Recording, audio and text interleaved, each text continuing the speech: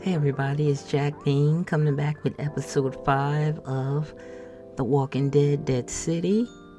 This episode is called Stories We Tell Ourselves, and this was an extremely good episode. And it's the second to the last, so next week is going to be the finale for the season. I haven't heard anything about there being a second season, but it has to be. Unfortunately, you can't rush everything, and it's just now starting to get really good. So let's get to the reviewing.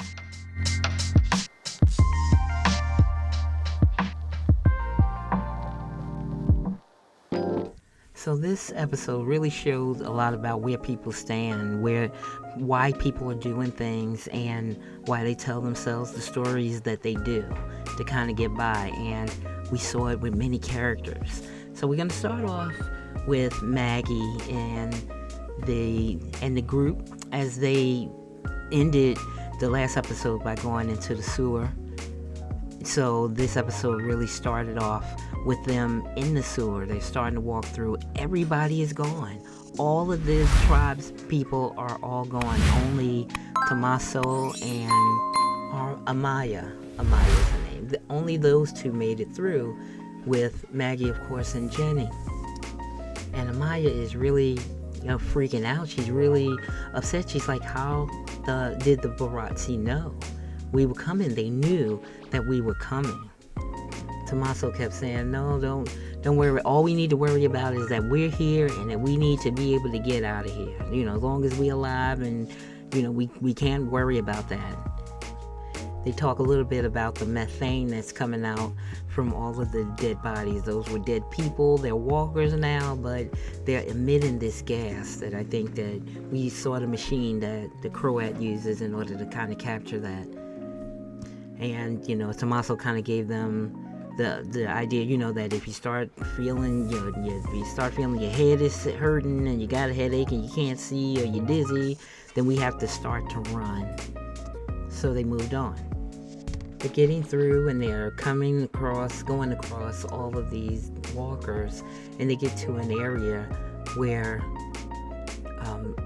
Amaya is still she's just stressing about the fact that everybody had died. And Tommaso goes behind a structure and he finds 2 oxygen tanks. He's like, oh, aren't we lucky? We found these 2 oxygen tanks. And of course, Maggie is quite suspicious about that, because that's some incredible luck to be down there with all the methane gas, and all of a sudden we're able to find a couple of oxygen tanks, one for him and one for Amaya. And with Amaya, she's like, I'm gonna, give it to Jenny, and we'll take turns kind of using it. But Amaya still is just wondering, how did they know? And so Maggie just came out with it. You told them, looking at Tommaso like, Tommaso, you told them. You know just how we get down here to go through the sewers and where to go. And she had thought like the story that he talked about, his no-no, was just something, his Momo, I think it was just a BS story. And of course he's denying it, like, the methane has got to her head. Maggie is saying that he had to, he had gotten caught by the Croat, but he had to kind of make a deal with him, that he was giving up his people. Like, how did people know where to come? How did the Barazzi, how did those folks know? And it was only, him. Maggie had saw him put his backpack down before he even went behind, before he even got the oxygen tanks. And then all of a sudden he came up with them. So she is surmising that he had them inside the bag, his backpack. So ultimately he had to, come clean, and let Amaya know that he had made this deal for them to let him go, that he would kind of give up his people, but he really thought that they would get a choice. And the Croat wasn't trying to give him a choice. He was killing everybody that came in to add to his methane group down in the sewers. So as he admitted it, Maggie had just made a determination. No, he's a liar. He only cared about himself and not anyone else. When she got Amaya alone, she just told her, I don't know about him, but you can come to my place, to our place. The hilltop is now called the Bricks. And he said, you can come there with us. We have the kind of place where you can live and you could be. With everybody just sitting down trying to get a rest before they move forward, Maggie went over and kind of sat across from Tommaso. And he was just telling her that the Croat had told him that he could give him a boat and he could take Amaya and him. They could go onto the mainland because it was a great place that they could live, where the houses had kitchens and there were schools and other things, and it was safe because it was surrounded by bricks, which then made Maggie open her eyes because he was telling them that they could go to where she had her community. He just wanted to make sure that they were safe. Like she had kind of said to him when they were talking in a few episodes prior, that you have to make it safe for you to be able to have a family. So Maggie gets to see that her view on Tommaso just being a liar because he's only trying to do it for himself is not what he was trying to do. He was trying to do it for Amaya. He was trying to do it for a better life for them. Her judgment was in the wrong place. And I think it has to even take her back to what we learn about her in this episode, as well as her being around Negan. And what Negan did was absolutely horrible. What he did to Glenn and Abraham, and it's because we love those characters so much. But there is a way that you do kind of understand he was trying to take care of his people. He wasn't caring about what happened to anybody else, for the fact that he wanted the people of the sanctuary to be okay. So while they were sitting there, the walkers started to get up. They attacked Jenny and Amaya, and they were, started to scream. Maggie got up to go and to try to protect them, but Amaya had already gotten bitten. So she did get a chance to protect Jenny and get her up. Tommaso, who had been running to try to get to Jenny, kind of got tripped over a walker, and then he eventually ended up getting bitten. So now all of our New York tribes people are going. They're all dead. So Maggie starts to turn her attention back to Jenny.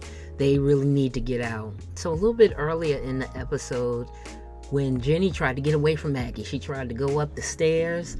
There was some stairs that they could get up out of the sewer, and she tried to do that, and Maggie really just kind of lambasted her. I know you're going to try to look for, Negan. Negan wanted you to stay at the Bricks. You don't know that man is a monster, and you don't know it, but you will, if you hang around long enough. Of course, she doesn't understand that Jenny, that Negan actually really made her feel welcome and at home and like family. She loves him, or she definitely wants to be there with him. She thinks less of Maggie than she does of Negan. But as they were working their way out of there, continuing to go down this hallway of dead people and methane gas, and Maggie's vision is getting blurry, all kinds of things are happening there for her. She tells Jenny that she doesn't know what she saw in her bag. I was actually thinking that it was that dinosaur that she had, but it wasn't. She probably did burn that up, but she was just saying, I don't know what you saw in my bag, but I never told Negan about the dinosaur, the toy, because I knew that he would not help me, because he'd go out to help you, and I really need to have his help here. He is the key. A bad man came to my community and took all of our grains and all of our food, and they're going to leave us there to starve. They're going to keep taking it until we starve to death. And he has my son, and we trying to get my son, and I need Negan in order to help get my son. He is the key. Do you understand? And Jenny kind of nodded her head that she does understand. She told Jenny to go on because we had a big kind of really, I think they call it the centipede walker, but it's like walker, all three of them all kind of merged and in together. And she told her to go on up, to get upstairs and wait for her because she's coming, but she wants to kill these walkers. And so she did get to kill them, and it was an awesome scene. But the scene turned to Jenny as she was kind of going through the sewer grates. I don't know if you would call that a grate, but she was going through the sewer, and she had a flashback of being at the bricks and going up into where the feed was, and it was full of feed. It was full of grain. So Maggie lied. They didn't come there and take that stuff. They didn't take the grain and all of the produce and the things that they grew from them. She understood that was the case. And after Maggie killed that strange walker, and she started going up the steps and going through that same sewer that Jenny had gone through, she sees the words liar. So now she knows that Jenny knows that she's a liar too. As much as she called Tommaso a liar, she's a liar. And then you get to see her flashback, where the Croat did come there. He did take Herschel, but he gave her a picture of Negan, the wanted poster of Negan that she used, to kind of get Negan to help because they were looking for him. So in essence, the Croat wanted Negan. He wanted her to get Negan. So she lied to Negan and to Jenny, and she's looking to get, I believe that she's still looking to get her son, and that she don't have any love lost for who Negan is because of what happened to Glenn. But she lied in order to get Negan to New York as her way to get Herschel back by giving Negan to the Croat. So in essence, she didn't do anything different than what Tommaso did. She made a deal with him. Maybe not, sit there in front of Lily's like, let's make a deal. But he kind of made that deal for her. When he stuck that picture of Negan in front of her face, he let her know that that's what he wanted. So finally, Jenny makes it up to the top, and eventually Maggie gets up there too. But when Jenny gets up to the top and opens up Maggie's bag, because Maggie's like, take all of this, just you go, and I'll be right up. What she saw Maggie put in the bag, or to move around within the bag, was a flare gun. So she took the flare gun and she shot it up in the air. And Negan saw it, who was in a school bus with Armstrong. We'll go into that a little bit later. As well as Maggie saw it because she was walking up and out of there. But I wonder who else saw it. It's nighttime. If they saw it, maybe the Croat saw it. And remember, he's still looking for Negan. So you remember last episode where Armstrong captured Negan. They were sitting talking and Negan's like, that I saved your life. And, of course, Armstrong, who is so black and white about everything, that he wouldn't even consider what Negan did for him as an olive branch to extend, that he helped him. He could be dead right now, but he's just like, no, I have to take a person like you that, that did these things to these 4 other men and, to his deputies. But, Negan let him know. He's like, look, you don't really know me. You should have seen what they did to my wife. And had you seen that, you would have did the same thing that I did. And you could tell in his face that he kind of had a little softness to it. I think he's starting to think because, the Croat read that letter that his brother, which it turned out to be his brother, sent, to him that he had never read. And he actually only first heard it when the Croat read it to him when he was captured first. So they start to move on. And as they were kind of walking through this area, I don't know what that place was that they were in, they went into a room that it was a guy or someone who had been tied to a chair and had been murdered. And Armstrong, had just kept thinking about what he saw with his brother in that room, drinking, and then he kind of shot himself in the head. So he really was staring into it. You could tell that he was looking at it, that things were not looking so black and white to him when he looked at this person. And they were still trying to get out of there, and Negan had thrown a walker that he had saw going down the hallway and threw it in front of Armstrong, and Armstrong, had to battle it to get out of it. He's hurt. He got shot in the leg, but he kept going, Negan, that is, and went down the stairs. He was trying to get himself out. The door was boarded up, and so he was trying to get it out, but Armstrong caught up with him, and he actually used his gun, which I don't think it was a gun, it's almost like a harpoon, to pierce the wood and then pull the boards out so that the door would be open. Negan still helped him, and they were able to get out of there, and he was just trying to get him to someplace where he could give him some first aid on that leg. And during this conversation, you found out that both of them came from New York. I didn't know that Negan came from New York. Of course, Armstrong said that he kind of worked with the boats down at the pier, and Negan was a gym teacher. I can't even see him as a gym teacher. I don't even think those two go together. But Negan did find a school bus that was closed that he could open up and that they could get inside of that. And of course the school bus, of course, has a first aid kit. So he got him in here, kind of worked on that leg, and then told Armstrong to get some rest. Negan went to the front of the bus to sit in the bus driver's seat, and keep an eye on what's kind of coming and going. But he ended up having this great conversation with Armstrong. Armstrong talked about his brother, how that was his brother, that his brother was his hero. They was really close. His brother he ended up becoming a junkie. He was high, trying to steal stuff from his parents. So in the end, a lot of, his parents' responsibility kind of fell on Armstrong, and he resented it. And so he was going to let his brother, kind of deal with his own shit alone. And eventually he feels like, he got the letter from his brother. He had never read it. And he feels now like he left his brother there to die alone.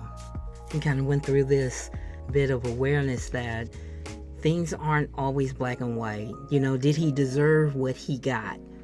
And then he just said that, the prior me would said absolutely. But are things black and white? Are there shades of gray or some other color?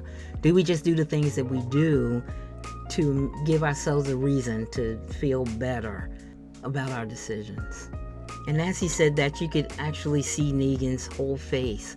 Are the things that he did, or the things that he did to Alexandria, to Glenn, and to Abraham, are the stories that he tells himself that he had a right to be able to do those things because he was saving his people? Or is it the stories that he tells himself to be able to save Jenny? Or that made him leave his family because he just felt like they would be better off and safer without him? I think it was one of the most meaningful things that happened and it also pointed itself towards Maggie, with the story that she needs to tell herself in order to be able to take Negan and bring him to the Croat.